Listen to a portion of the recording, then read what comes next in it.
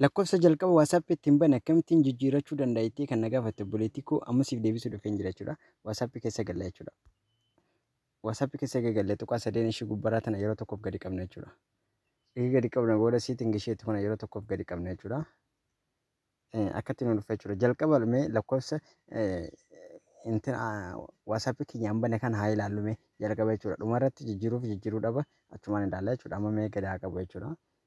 Lakkoofsaan WhatsApp ittiin bane amma isa kana jechuudha. Booda jijjiiruu dhaba isaadha ittiin ilaalla jechuudha. Amma lakkoofsiin WhatsApp ittiin bane isa kana jechuudha kan jalqaba. Mee duubatti adeebinu eega duubatti deebine booda akkaawuntii isheetu kana irratti jechuudha. Security notification change number kan jedhu kana irratti jechuudha. Yeroo tokkoof gadi qabna jechuudha.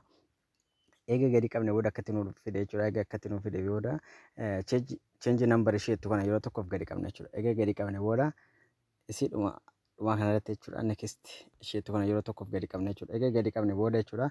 Isa jalqaba WhatsApp ittiin bante lakkoofsa jalqaba asirratti itti galchite jechuudha. Isa haaree amma jijjiirrachuu ittiin banachuu barbaadde san asirratti itti galchita jechuudha. Siif gala miti lakkoofsa jijjiiruu barbaadde asirratti itti galchita kan jalqaba asirratti itti galchita jechuudha. Itti galchinaa ilaallu walumaan jechuudha.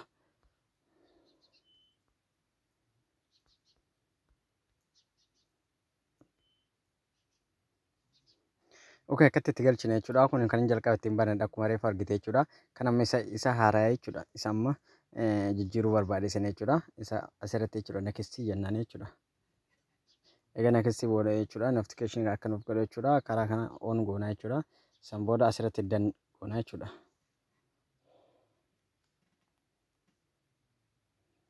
Akkanatti naaf fide jechuudha. Egaa akkatti naaf fide booda jechuudha. Continue jechuudha.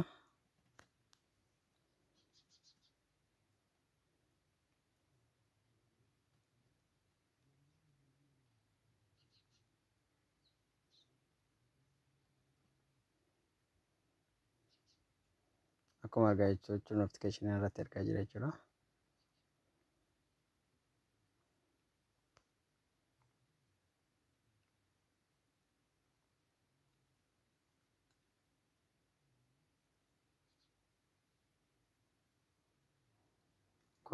Koodeen irratti deebisneetti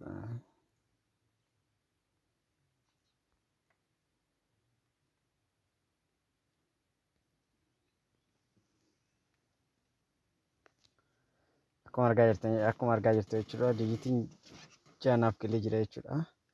Itti galchee ilaalame jechuudha.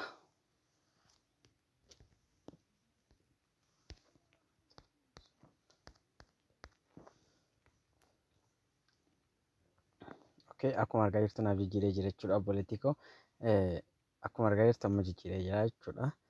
Okkee jennaan jechuudha. Bakka reefutti deebinee ilaalla jechuudha. Jijjiiree jira moo jijjiiree hin jiru jechuudha. Akkuma argaa jirtu jechuudha naaf jijjiiree jira jechuudha. Karaa kanaan jijjiirachuu dandeessa jechuudha obboleettii koo. Karuma kanaan viidiyoon kun isinitti tole laayik gochuun hin dagatinaa.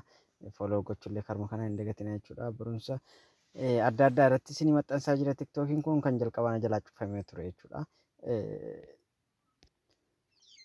Gaafii qabdan kamiyyuu immoo karuma kanaan na gaafachuu dandeessan. Gaafii keessan isiniif hin deebisa. Ciao.